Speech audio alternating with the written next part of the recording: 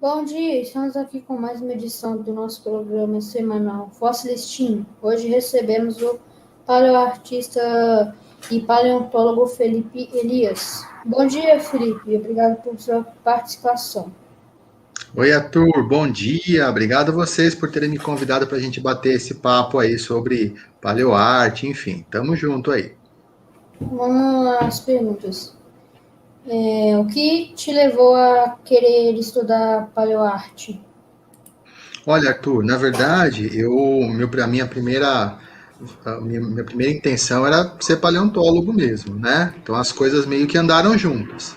Então, quando eu comecei estava na minha formação como paleontólogo, eu também gostava de desenhar, apesar de eu não ser formado em artes, mas eu sempre gostei de ilustração.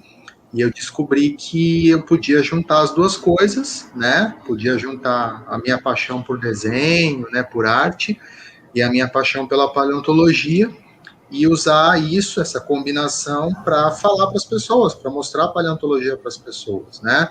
Então, eu comecei a desenvolver alguns trabalhos, eu tinha uns projetos na internet, eu tinha uma página na internet, que hoje não existe mais, né, chamava Território dos Dinossauros, e eu escrevia sobre paleontologia nessa página. E aí eu fazia os desenhos, né, as imagens que ilustravam a página. E aí a página foi crescendo naquela época, né, isso já faz aí, tem uns 20 anos aí, né, talvez até um pouco mais. E aí eu comecei a receber convites de paleontólogos para alguns projetos, né, de exposição, de livros.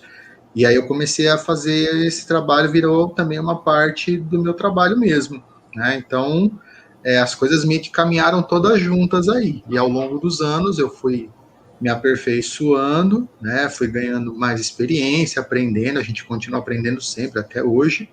E estamos aí, acho que já tem uns 20 anos já que eu estou fazendo isso, né? E mais ou menos essa é a minha história. Qual o campo de trabalho do paleoartista? Olha, o principal campo, né, onde os paleoartistas têm mais possibilidade de atuar, é na parte de divulgação científica, né? É aquela parte da paleontologia onde as pesquisas científicas elas são popularizadas para o grande público, para as pessoas que não são da área. E a paleoarte, né, ela tem um papel muito importante porque ela ajuda a transformar aquele conhecimento que os paleontólogos adquirem, né, estudando os fósseis, em algo que seja fácil das pessoas entenderem, né, porque a linguagem da paleontologia, né, ela nem sempre é algo muito simples, muito acessível, né, muito assim, de fácil compreensão. E quando você pega as hipóteses que os paleontólogos elaboram para explicar, né, como era a aparência dos animais fósseis, como que era o comportamento deles, como é que era a interação deles com o ambiente, quando você converte isso numa imagem, fica mais fácil das pessoas entenderem. Então, o principal segmento aí, o principal campo que os paleoartistas têm para atuar em projetos que envolvem divulgação científica. Então, projetos, por exemplo, de publicações de livros, projetos de exposição, que demandam bastante o trabalho dos paleoartistas. Mais recentemente também tem os documentários na televisão, né, que tem muitas redes, principalmente as internacionais, né, que produzem aí documentários sobre paleontologia. também contratam o trabalho dos paleoartistas para poder dar vida àqueles organismos, né, aqueles grupos fósseis. E até mesmo hoje em dia, até os videogames, já têm sido produzidos jogos de videogame com a temática, né, da paleontologia, que acabam também abrindo espaço para que os paleoartistas possam desenvolver o trabalho no mundo dos games. Então, assim, as possibilidades são grandes, né? A diversidade de oportunidades é grande, e a gente vê que hoje tem surgido muita gente, tem crescido bastante essa área. Aqui no Brasil é uma área muito recente, é uma atuação bem recente, e a gente tem percebido que tem muita gente nova chegando, fazendo um trabalho muito legal, fazendo muito sucesso, né? Inclusive fazendo trabalhos até para fora, e isso é muito bacana, né? Isso enche a gente de orgulho. Qual a importância da paleoarte para a ciência? Então, é aquilo que eu tinha comentado, né? A principal importância desse trabalho é porque ela ajuda a aproximar as pessoas da paleontologia, né? Então, a realidade, né, do trabalho da paleontologia, ela muitas vezes é difícil, né, de ser assimilada pelas pessoas. Então, você imagina, por exemplo, você encontrar os fragmentos fósseis de um animal, de uma planta, enfim, de um organismo fóssil qualquer. Na grande maioria dos casos, esse material está muito fragmentado, né? É difícil de você olhar para aquilo e perceber o que é e do que ele fazia parte. Então, quando você tem aí um profissional que está atuando junto com o paleontólogo, né, ele, através da interpretação, do trabalho ali entre eles, né, de interação, eles conseguem pegar aquele fragmento e interpretar de uma forma que as pessoas entendam, né, que aquilo fazia parte de um animal, aquele animal fazia parte de um ambiente, ele interagia com os outros organismos. Então isso torna as coisas mais fáceis de serem assimiladas. Então a paleoarte ela faz essa ponte entre a ciência e a sociedade, né? E ela acaba sendo também uma janela que se abre, né, para que as pessoas tenham acesso, para que as pessoas conheçam. Então, a maioria dos projetos que tem ilustração, elas são muito atrativas também, né? Elas encantam, elas capturam a imaginação, e com isso as pessoas muitas vezes também adquirem mais interesse pelo assunto, vão pesquisar mais a fundo e vão conhecer os trabalhos, né, de pesquisa, os trabalhos de coleção dos museus. Então ela tem esse papel também. Ela é o rosto, né, da paleontologia nos dias de hoje. Ela tem esse poder de atração aí, de encantamento. Você poderia citar quem foram os primeiros e os principais paleoartistas da atualidade? Olha, na verdade, a história da paleoarte ela é bem antiga, né? Assim como a história da relação dos seres humanos com os fósseis. Então, na verdade, a gente já tem curiosidade de saber o que são os fósseis desde o começo da humanidade. E muitas vezes os fósseis, né, eles também despertavam a curiosidade das pessoas, e haviam pessoas que se dedicavam a criar imagens que tentavam dar forma àquelas interpretações. Então, por exemplo, lá no passado, muitas pessoas achavam que fósseis de animais pré-históricos faziam parte de dragões, de monstros da mitologia, e haviam artistas que criavam, né, a imagem desses seres. Claro que naquela época não existia ciência ainda, mas de uma certa maneira eles já estavam começando a dar os primeiros passos no trabalho dos paleoartistas. Mas a paleoarte mesmo, ela surge quando a paleontologia surge como uma ciência. Isso aconteceu lá em meados aí do século XIX, lá em 1800 e pouco.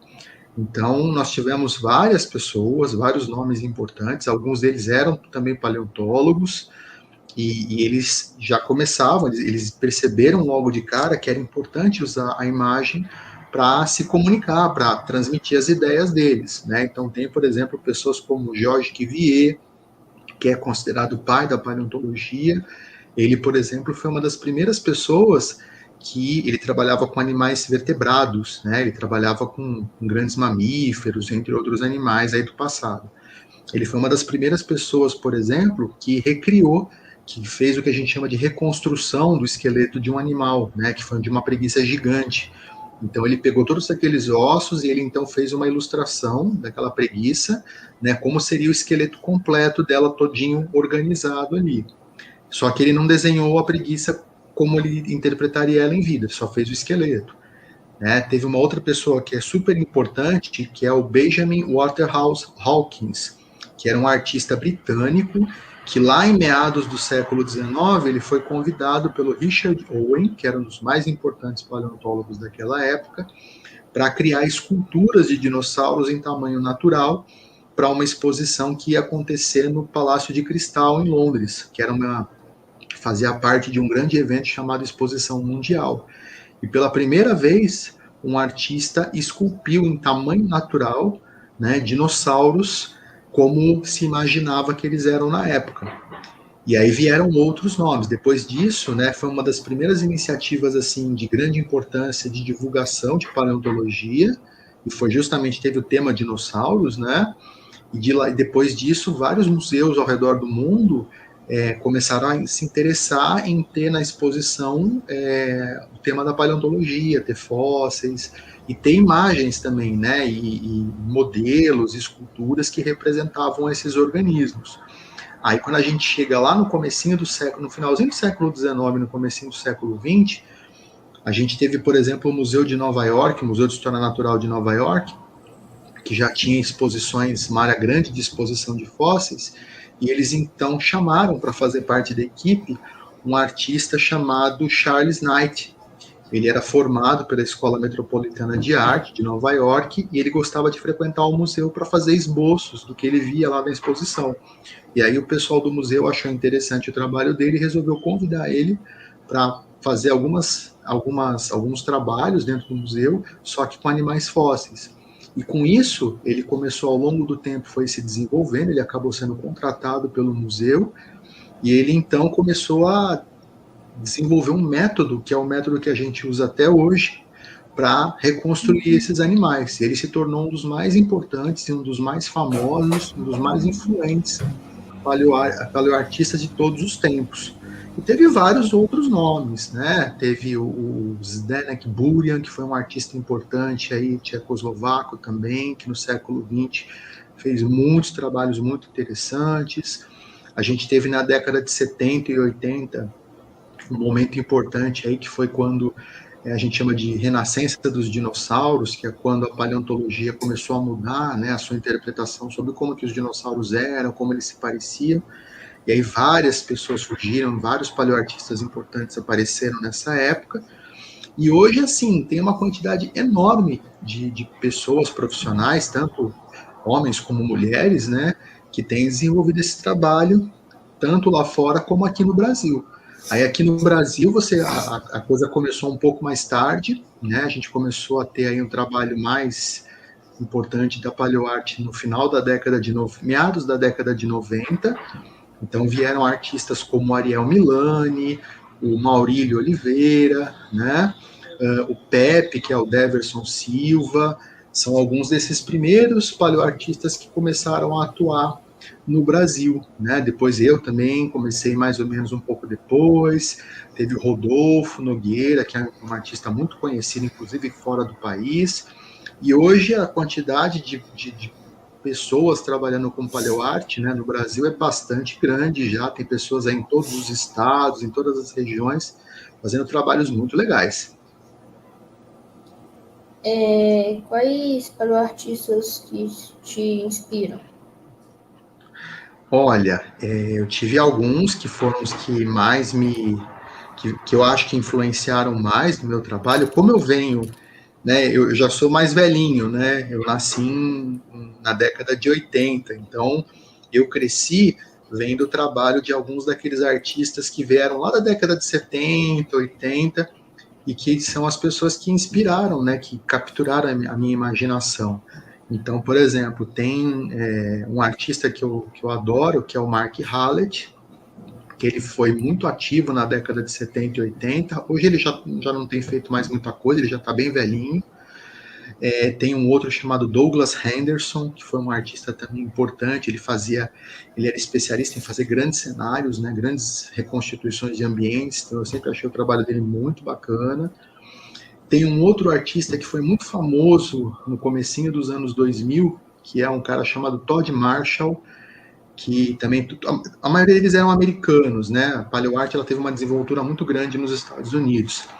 E o Todd Marshall, ele também tinha um estilo muito próprio, né, de representar os animais fósseis, que é uma coisa que sempre me chamou muita atenção. E aqui na América do Sul, um artista que sempre me inspirou, que até hoje eu admiro muito o trabalho dele, né, que é o Jorge Blanco, que é um paleoartista argentino, ele é bastante conhecido.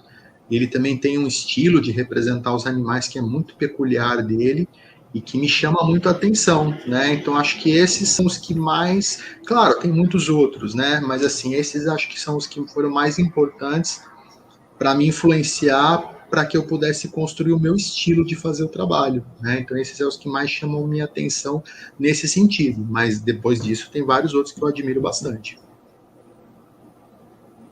Obrigado, Felipe. Deixe uma mensagem para os nossos espectadores. Bom, Arthur, eu que mais uma vez agradeço vocês, né? Eu desejo um grande sucesso para o Grupo Fósseis, principalmente agora nesse canal. O trabalho que vocês estão fazendo é muito importante, né? É um trabalho sensacional. Agradeço a todos que estão aqui, vão assistir esse vídeo, né? Que vão acompanhar a gente aí nesse bate-papo.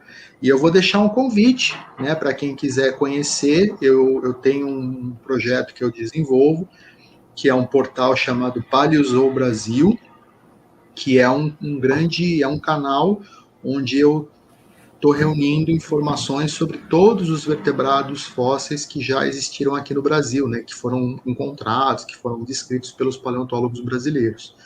Então, lá, quem quiser ver as imagens, inclusive as reconstituições que eu faço desses animais, tem uma galeria enorme, tem quase 900 espécies, e então é bem bacana. Quem quiser conhecer, fica o convite, tem a página, tem o site, a gente está nas redes sociais também, e a gente também montou um canalzinho no YouTube, né, onde a gente também posta, faz lives também, bate-papos. Então, para quem quiser conhecer, né, fica aí a dica, procurem lá Paleozool Brasil, que é facinho de encontrar o nosso portal. E mais uma vez, muito obrigado, né? E estamos aí para o que vocês precisarem. Uma boa sorte para todos. O programa de hoje encerra por aqui. Deixe o like, se inscreva no nosso canal e ajude em seu crescimento. Até a próxima. Bom dia. Isso aí, pessoal. Tchau, tchau. Bom dia. Curtam aí a página do Fósseis.